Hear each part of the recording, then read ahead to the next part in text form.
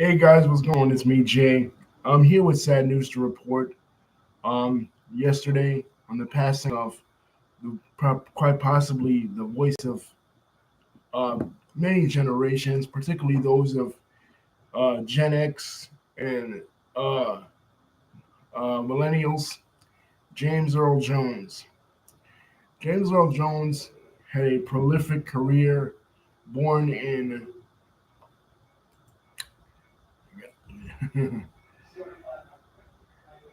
Acla-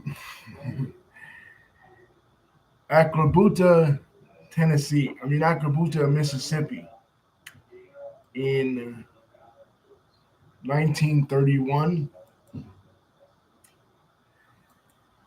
He was the father. His father, Robert Earl Jones, was a chauffeur and a boxer. As a young man, he went to live in with his grandparents in Michigan, which is one of the reasons I remember first learning that James Earl Jones was from Mississippi, and wondering to myself, why didn't he have a Southern accent? But this is precisely why. Because as a young man, he went and lived in Michigan, in Dublin, Michigan. From he served in the Korean War in the 1950s. Of course, men of his generation were drafted during those days. They didn't have a choice, you during the 1950s to go serve, in the war. Korean War, though, wasn't as contentious as the Vietnam War would be, so it wasn't such an issue. From there, he went on to study pre med. That was his initial focus. But as a kid, he had a stuttering problem, and it was his teacher growing up who encouraged him to do poetry in order to get rid of that stuttering problem. And he eventually became the prolific speaker that he became. Um, he decided to forego a career in medicine to focus on the stage, and that's where that's where we pick up him. One of the reasons why his diction was so good was that he started off in the 1960s on the stage. Othello, Hamlet. He also was a part of, portraying that as well. And also black plays. In 1968, he won the Tony for The Great White Hope, which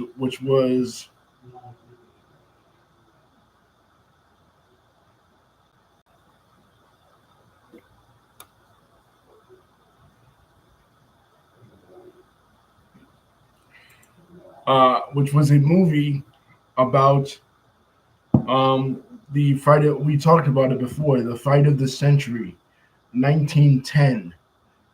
Jack Johnson, the first black heavyweight champion in boxing, becomes the first black heavyweight champion in boxing in 1908, and has a fight with James Jeffries, who the white people at the time in the early 1900s wanted to see take the belt off Jack Johnson. So basically, James Earl Jones's role during this time was portraying Jack Johnson, who was a very controversial figure because he was not only was he the first black heavyweight champion, he was also convicted of what they call the Mann Act, transporting women across state lines. But really, it was it was it was because he was involved in interracial relationships. Muhammad Ali praised James Earl Jones's performance on this. From there, he goes on to star in August Wilson's play, um, Fences. He plays the father, Troy. Many people know Fences from Denzel Washington's portrayal, but when I saw James Earl Jones's portrayal, I said James Earl Jones's portrayal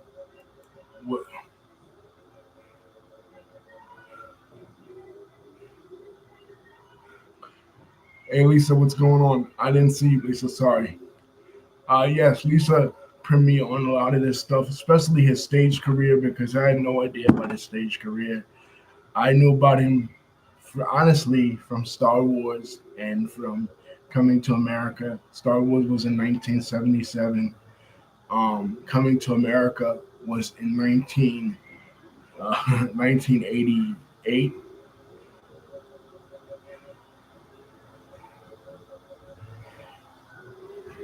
And and of course The Lion King in 1994. Those were the three roles that I knew about him from, and Claudine, which he starred in alongside Diane Carroll and Lawrence Hilton Jacobs. I knew those three roles. I really didn't know about his stage career, but I did know that he portrayed Troy in August Wilson's Fences. I saw that performance when Fences was out in theaters. The Denzel Washington version, a lot was going around about the James Earl Jones version, and I was like, James Earl Jones was more fit for the role than Denzel Washington. But I guess at that time, that was like what 20 when the movie Fences come out. Um,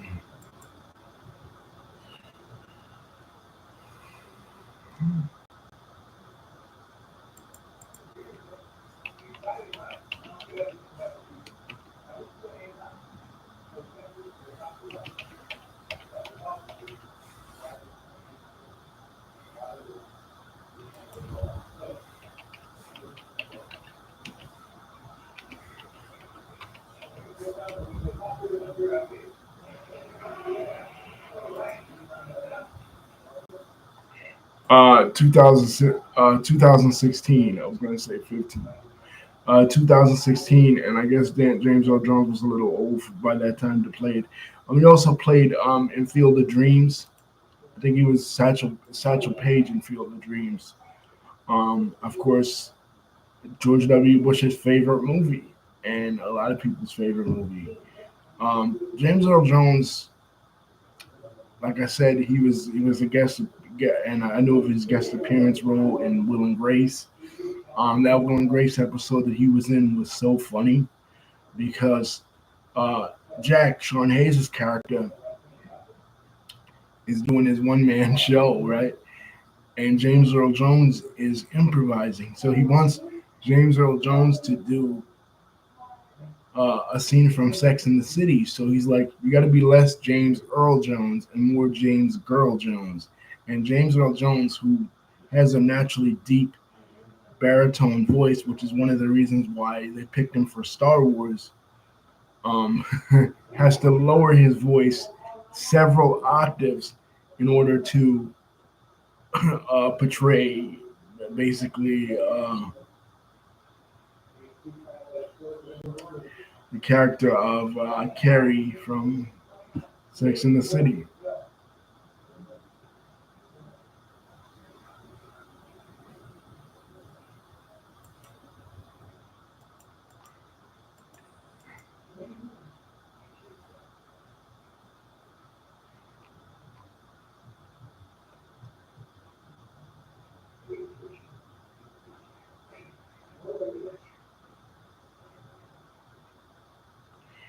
He was on Sesame Street. Uh, he was actually on the test pilot for Sesame Street when it first came out in 1969. He tried out for it. Um, Stories from the Bible he was in 1985. Hanna-Barbera's The Greatest Adventures from the Bible, The Hunt for Red October, Patriot Game, Clear and Present Danger, Cry the Beloved Country, and of course, The Lion King, the voice of Mufasa, which is really a shame because they're about to do the Mufasa prequel. The Mufasa prequel is coming out, and it's really a shame that James Earl Jones couldn't be a part of it. But yes, as Lisa pointed out, um, most of this she gets credit for because, like I said, I was just going to talk about the three main roles that I know him in. And I want to talk about his role in Star Wars. That was the role that meant the most to me that he did. That and the Mufasa role. As many people know, Dave Prowse, who was the original person, the bodybuilder from England, the original person in the Darth Vader suit that George Lucas had picked out, his body type. But they did the original test, and Dave Prowse's voice was just so weak and so um, not Darth Vader like, not intimidating to be Darth Vader. That you know, George Lucas decided to go in another direction, basically, and that's when he picked up the phone and called James Earl Jones. He'd known that James Earl Jones had done this stuff in the Shakespeare stuff and Claudine and Doctor Strangelove was his first movie, a Stanley Kubrick film, and he was like,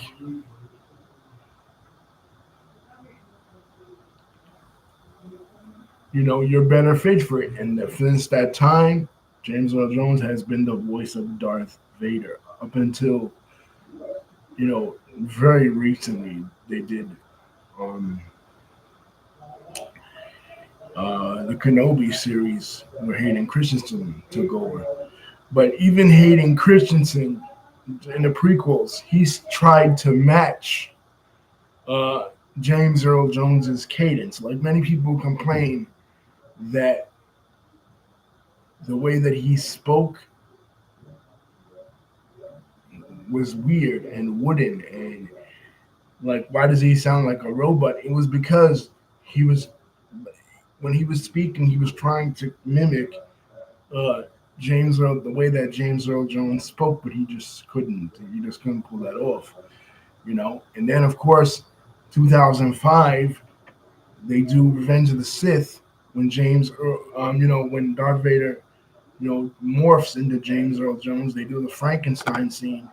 He initially approached George Lucas and said, "Well, what do you need me to say?" Because he thought, I guess, that the scene was going to be longer, and all he said was, "Where's Padme? Is she safe? Is she all right?" And then, of course, Palpatine, Ian McDermott, says, "And it seems in your anger you killed her." And then he goes, "No!" And then, of course, that famous scene. But perhaps the most famous line that he uttered at his time as part of Star Wars is, "Luke, no, I am your father." Probably the most famous line in all of Hollywood. And again, like I said, playing a father. If there's one thing that James Earl Jones was known for ubiquitously throughout his entire career, was that he was the true father of a generation. From King Joffrey in Coming to America, the father of Eddie Murphy, to Mufasa, another role in 1994 as a prominent father. Many people this morning were sharing images of him as Mufasa, the scene where he appears in the sky after Simba Simba goes away and Simba's looking at the sky wondering what's he gonna do. Should he return to Pride Rock and should he fight Scar? And Mufasa appears to him. And of course, this was natural for James Earl Jones because he had played Hamlet. And as many people know, Jeffrey Katzenberg, the the creator of the Lion King, the writer of the Lion King, the guy who was the brainchild behind the Disney Renaissance in the late '80s and early '90s, designed the Lion King, based the Lion King on Hamlet, and James Earl Jones already had experience with Hamlet, so going from that to the Lion King was really nothing. And of course, I think he reprised the role as the voice. Yeah, I'm not sure. I think he reprised the role as the voice in the 2019 version. Let me look.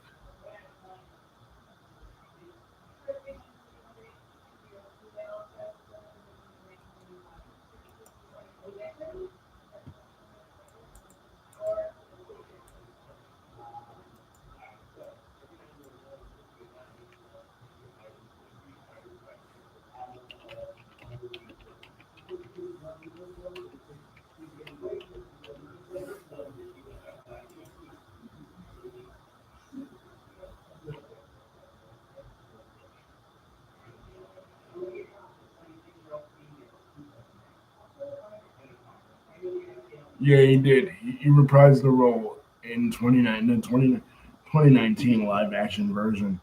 He was on commercials in the 90s. He was everywhere.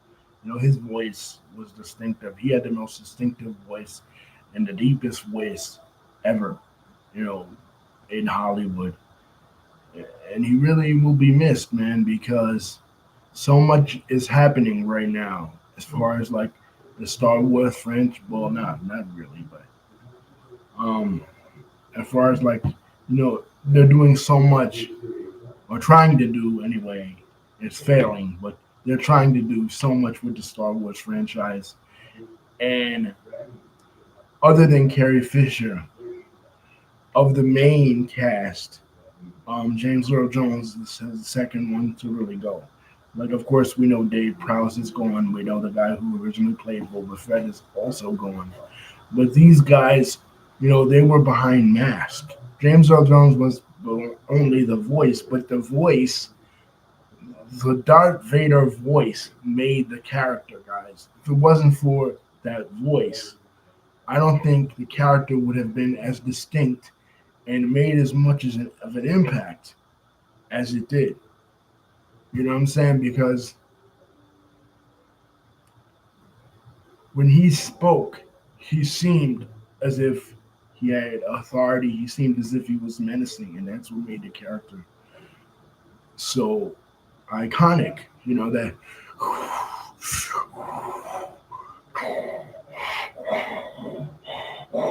that breathing and that voice.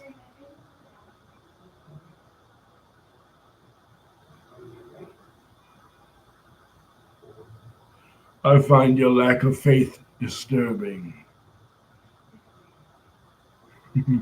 That was my favorite line when he's in the conference room and he's and the guy's doubting the Jedi religion, right? And he goes, uh,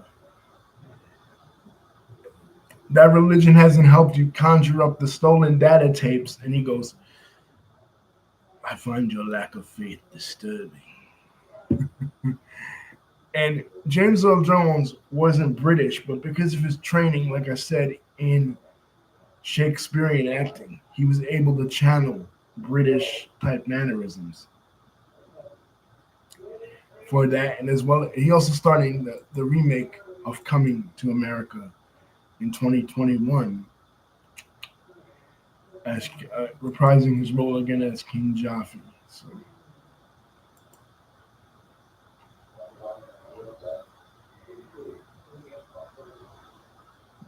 let's see what else he was a part of. He worked for The Simpsons in the 1990 Tree of Horror show. He received the National Medal of Honor in 1992, presented by George H.W. Bush. He was in Gabriel's Fire, and he won Best Supporting Actor for his role in Heat Wave. Um, The Big Bang Theory, Two and a Half Men, Lois and Clark.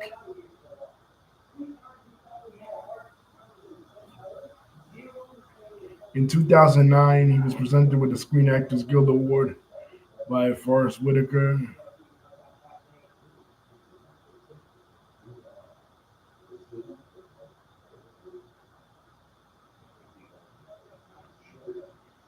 Oh, they have his voice recorded um, forever and eternity to use it in regards to future Star Wars media.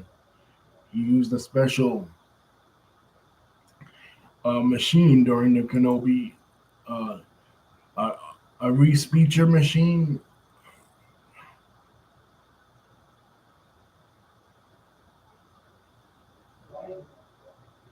And when he did retire from actively doing the role, we talked about it here on this channel. There's a video on it on the archives.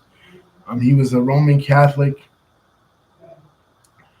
He was married to his wife Julianne Marie, who we met in Othello when he portrayed Othello in 1964. For several years, they had no children. They were divorced in 1972.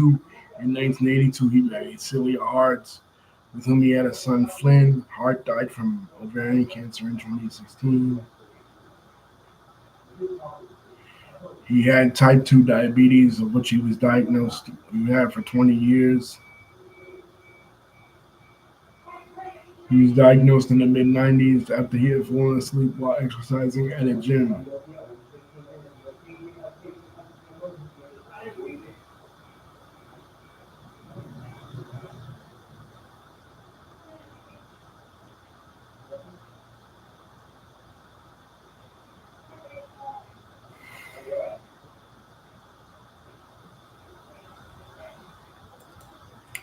Yeah, he will be sorely missed in the world of entertainment. He was honored by many of his colleagues: Kevin Costner, Mark Hamill, Arnold Schwarzenegger, Barry Jenkins, Spike Lee, Viola Davis, Whoopi Goldberg, Courtney B. Vance, Octavia Spencer, Jeffrey Wright, James Fox, Dave Fox, Divine Joy Randolph, Rosario Dawson, Cheryl Lee Ralph, Uza Aduba, Alec Baldwin, Danny DeVito, William Shatner, and CEO of Lucasfilm, CEO of Disney, Bob Iger, and CEO and President of Lucasfilm, Kathleen Kennedy. Yeah, so he's tremendous, and I feel like TV and film will never be the same without him, especially Star Wars. Rest in peace to the true voice of Darth Vader, the voice of my generation. Darth Vader is my favorite character in Star Wars. It's Darth Vader and then it's Yoda. So it's James Earl Jones and Frank Oz. You know, Darth Vader was why I became a fan of Star Wars. When I started loving the franchise, I fell in love with the character. I fell in love with the voice. I fell in love with the presence, and just James Earl Jones was a part of that, man. And like I said, Mufasa, same thing. He was the wise voice of many a movie. The funny because me and Lisa watched a movie like a month ago called The Society of Magical Negroes, basically spoofing the classical, starring David Allen Greer, basically spoofing the character the the trope in movies of the magical Negro, and plenty of movies like Field of Dreams. James Earl Jones played this role, basically a black person who will befriend a white person in turmoil and in trouble. Morgan Freeman has also played this role. Michael Clark Duncan has played this role, where they'll befriend a white person in trouble and use their moral wisdom to guide them to do the right thing. And James Earl Jones did this in Field of Dreams, like I said, and he was great at this type of role. Um, Too bad he was too old for a movie like Black Panther. That would have been great to see him in because he was. I mean, when you think of African American actors, of his generation, he's right up there. Actors in general, not just African American actors, but as far as like playing a fatherly, patriarchal role and a patriarchal figure in that sense, there was nobody better, man. He was always the great father. Like I said, the three roles, King Jack, and even in Claudine, playing Roop, a father, a stepfather figure to a single mother growing up and raising three children in Harlem, a cult classic in the black community. Rest in peace to James Earl Jones. He'll be sorely missed. Thank you for contributing, and thank you, Lisa, for your information on this topic. Love you guys. Peace.